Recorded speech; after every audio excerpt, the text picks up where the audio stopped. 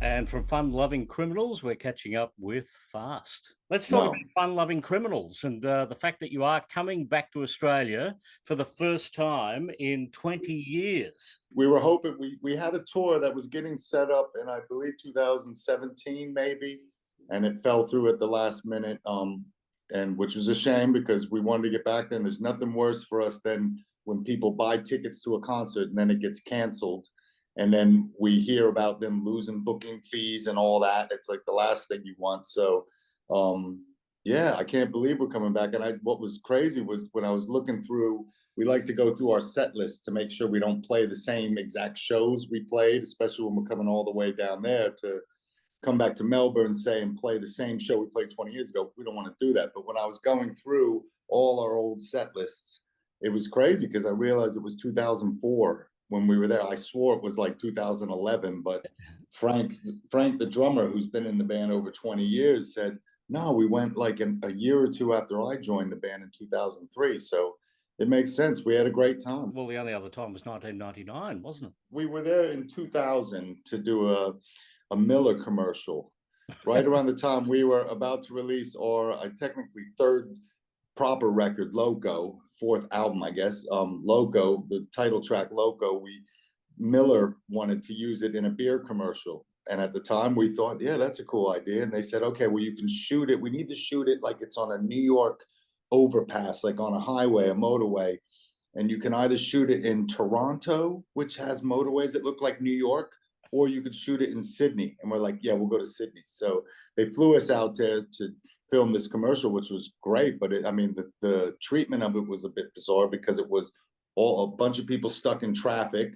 So then we're on our way to a show stuck in traffic. So we all get out of the vehicles and we have the show there on the street and everyone's drinking beer and it's great. But like, what happens when the traffic clears up and everyone gets back in their car and they're all wasted? So I'm not sure whoever came up with that treatment really thought it through because it wasn't really aired anywhere outside of, I think, the UK. But we were there and then we shot a video for a proper music video for the song Loco in Sydney, yeah. On Rene Rivkin's boat. We didn't know it.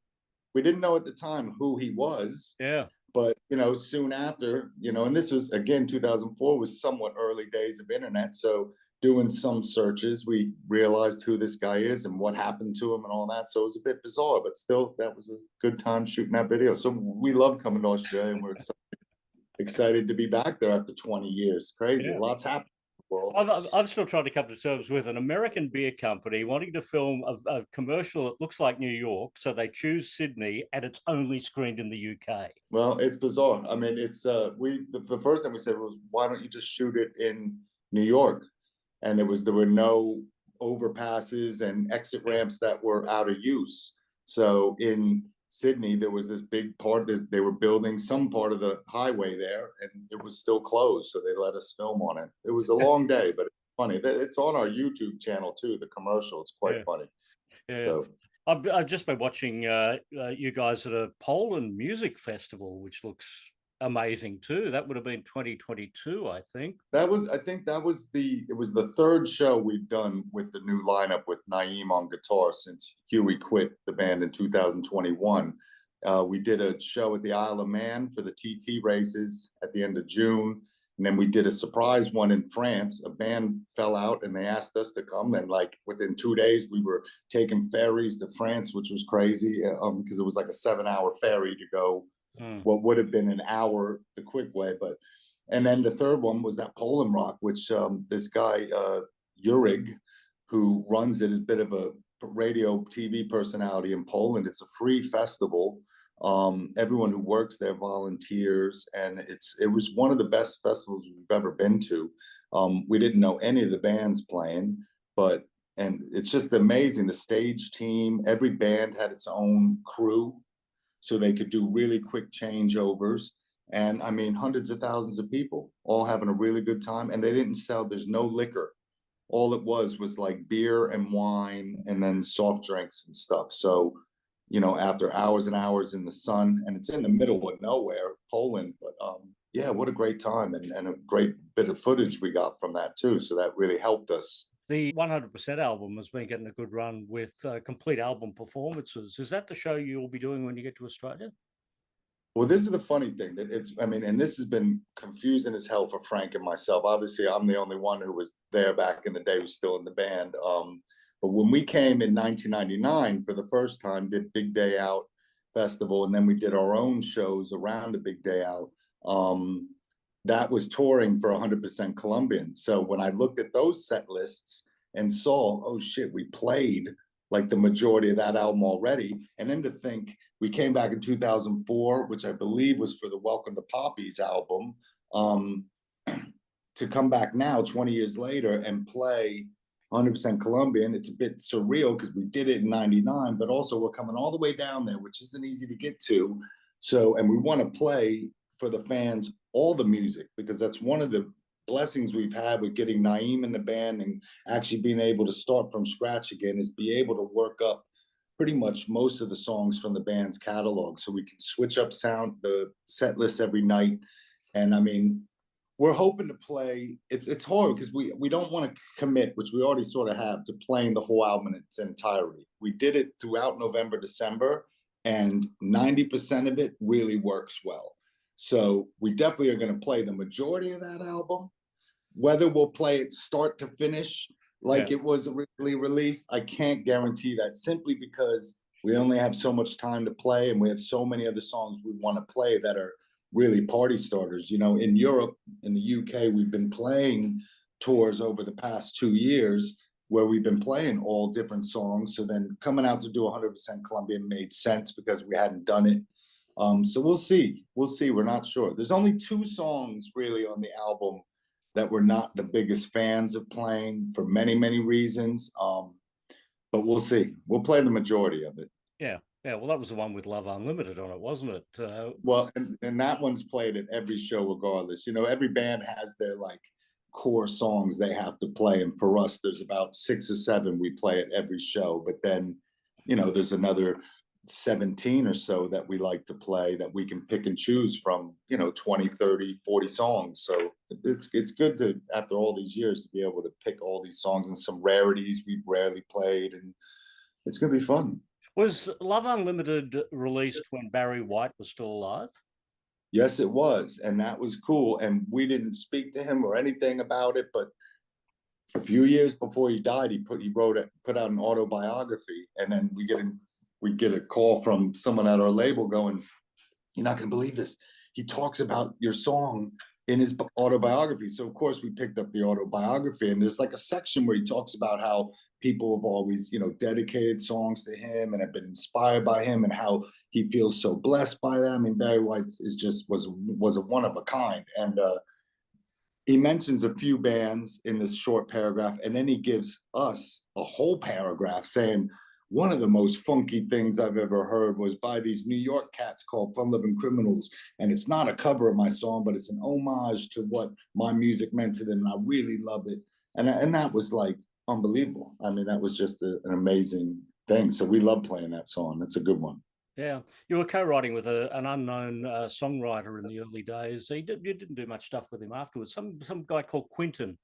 Yeah, don't know whatever happened to him after that. He sort of had his one you guys and nothing else. Made a movie or two. No one saw. No, well, obviously we love Quentin Tarantino, and that was a big thing for us. His movies at the time, when they, you know, Reservoir Dogs and Pulp Fiction, even True Romance, you know, we knew about this dude, and his movies fit in with the kind of New York vibe that Martin Scorsese's films, you know, Goodfellas and stuff like that, were about as well. So, you know, it was great for us to be able to, you know, mess around with his dialogue in our songs. And then when we went to go clear it, you know, his lawyers, who were actually one of the nicest lawyers out of some of the ones we've worked with in 30 years, and they just said, well, Quentin wants you to say you wrote it with him. Because technically Quentin wrote the script. We're sampling the dialogue, that's his script, so it made sense. So we said, no problem. But then you can imagine the questions. It was like, what was it like being in the studio with Quentin Tarantino? They're expecting these amazing stories. And we're saying, well, for one, we never met him. We passed by him we were staying in the same hotel in Amsterdam in the late 90s. But we just didn't link up, which is strange. You know, we got in there and they're like, Quentin Tarantino was just here. And it was like, oh, it would have been great to meet him, because obviously that's really helped, you know, us get our foot through the door, so to call. So. Yeah. But the fact that he gets that credit also means he gets a royalty. He must He'll have done well out of that. Yeah, he did. Well, I'm sure he's not worried. I mean, I'm sure that's chump change. That's like his gasoline money. You know what I mean? It's nothing compared to what he makes from writing and directing his films. But we're lucky that he was at a position in his career where he wasn't so over the top. And even to this day, I think Quentin has stayed true to his roots, where he controls everything. He's going to write the story. He's going to direct it. He's going to be there in the editing room, and he's going to have a big input with the music, which was a big thing we loved about his soundtracks to his movies. So that says a lot. And we kind of feel similar in the sense where we didn't want to be a band that worked with other producers, where then your album sounds like them, it doesn't sound like you. And believe me, we've done it. We've worked with some of our American labels, have said, we want to get you in the studio with this guy or this guy. And it just never worked out. And we would tell them, this isn't going to work out. It's going to be a waste of your money and our money, because you're going to recoup it from us. But they're just going to take the rough edges that makes our music special. They're going to take it out. And they all did. That's all they did. One of the more interesting songs I thought you did was the James Bond song, We Have All the Time in the World, which incidentally came from On Her Majesty's Secret Service, the only Bond movie to star George Lazenby, who was an Australian. Yeah, well, and it was a great Bond, I think. And to me, it's my favorite Bond movie, actually. It has the best ski race. It has the best ski chase in it. The music is obviously amazing. It was done at a time when it seemed like they didn't really know what direction they wanted to take Bond, where he still kind of got some of the best of Sean Connery's Bond, but he's also got kind of a foreshadowing of what Roger Moore is going to bring to the table. And then Roger Moore just starts camping it all out with his kung fu hands and all that stuff, which is crazy. But yeah, that was another kind of a good accident, where the label, the year we were releasing Confine Yourself, the label said, you know, oh, we're putting out this James Bond best of 3 CD set of all the music, and we're going to put out another one that's got like bands covering it. And, you know, with Louis Armstrong singing the song, which was the closest any Bond singer is going to be to Huey's voice at the time. And with the horn part in the song, it made perfect sense. So we sort of did our you know, homage to James Bond, and really for us, Louis Armstrong, who we just love. And yeah, it's a great song. It's one we haven't actually played in the set yet with the new lineup, for no real reason anyway, but I'm not sure that one will be played in Australia. The problem is, after Christmas, we've all been in separate cities now. I mean, Frank, the drummer, is actually in Australia at the moment. He might still be in New Zealand, but he gets to Australia next week with UB40. He's doing some shows, playing percussion and emceeing with Ali Campbell. So he'll already be there. So he won't have the jet lag, although he's been pretty sick the past week or two. The guitarist Naeem's up in the Midlands of the UK. So we just haven't had time to really practice stuff. But it's cool. We've done so much, and it's what's amazing about being in a band for 30 years for me, and for Frank over 20 years. And even Naeem's only been in the band 2 years, but he has rehearsed his ass off over the past, you know, in the first 6 months. We did not want to do shows until we were confident we could pull it off, and it really wasn't a problem. But now we can choose through this whole huge set list, and everyone's ready. You just know the moment the song starts, you just remember the song, you know, so it's great. Yeah, because Huey left, and he's been rather vocal about the departure. Yes, he has. He wasn't for the first 2 years. He didn't say a single thing.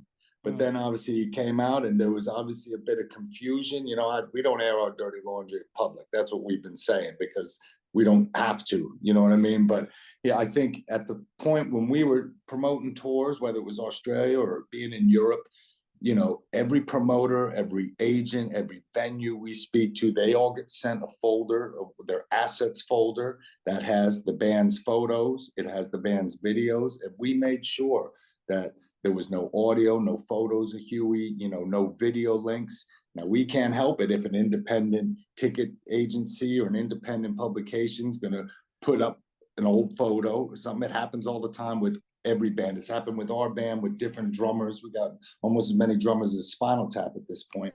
but it's going to happen. And that's out of our hands. But of course, on the cesspit that is Twitter or X, which, I love, it's one of my favorite social media platforms. They can really roll with the punches. So the trolls are coming out, led by Braveheart himself, and that's fine, but to call us a tribute act, when I'm a founding member, when fans of the band, the engineer, Tim Latham, many people who were there in the studios would say, yeah, that's a bit harsh. Fair enough. We're not going to stop him. It's to be honest, it's one of the reasons we couldn't work with him anymore, because that type of behavior, it's been like that a long time. And that's why him quitting wasn't a surprise. And to be honest, couldn't have come at a better time. And, to the fans that, Huey was and is from Lovin Criminals, no Huey, no FLC, that's fine. They don't need to come to our shows, no hard feelings, for people that still can appreciate and realize, well, it wasn't just him, then come down to the show and you'll see it's still a great time and it's a great party, because you've got 2 of the 3 members have been in the band. One started the band with Huey and the other one's been in the band for 20 years. He's been on more records. So we're living in the present, not looking to the past. And, it's like we wish Huey well with whatever he does. We just don't want to work or play music with him anymore. Now, there has been new music, the Capistrano sessions, 2023. Will there be more new music? Because there hasn't been a lot of new music in the last 15 years, has there? Yeah, and without getting into the controversy, there's many reasons for that don't fall on myself or Frank. We're always writing music, and I will admit it's hard. The hardest part of writing a song is writing lyrics and being inspired to write a story, and come up with lyrics for a song. Writing music, I write beats all day. I can release albums and albums of beats that, are the skeleton of an FLC song. And once we can put the meat and the muscles and the flesh on it, it'll turn into an FLC song. And that was one of the first things Frank and I said we got to do is, we're starting over. We know we've got, this is not going to be an easy thing to replace Huey, which is why it made sense for me to be the singer and to get a really good guitar player. And that man is Naim Cortazzi, and he's just a sick player. And so in September of 2022, we put out the Roosevelt Sessions, which is like an EP, because, albums take a lot longer. We had a lot of songs done. The 4 songs for the Roosevelt Sessions fit this vibe of kind of old school New York jazz club, kind of gritty, grimy sound to it. And that was we got really great reviews for that. And I mean, we released that ourselves because no point putting stuff out through labels anymore. We're doing our music and doing these shows for the fans that want to come out and realize that, the band wasn't just Huey. So it's cool. Capistrano Sessions was a bit more sun-soaked. That was heavily inspired by our journey, traveling around America and being in California last November.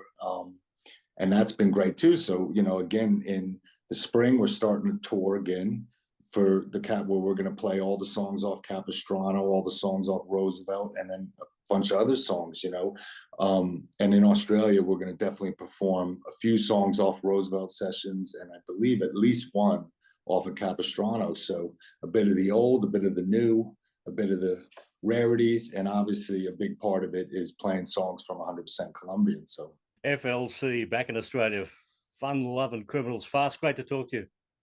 Yeah, thank you so much for your time. Really appreciate it, and hope to catch up with you in Melbourne for a beer or something.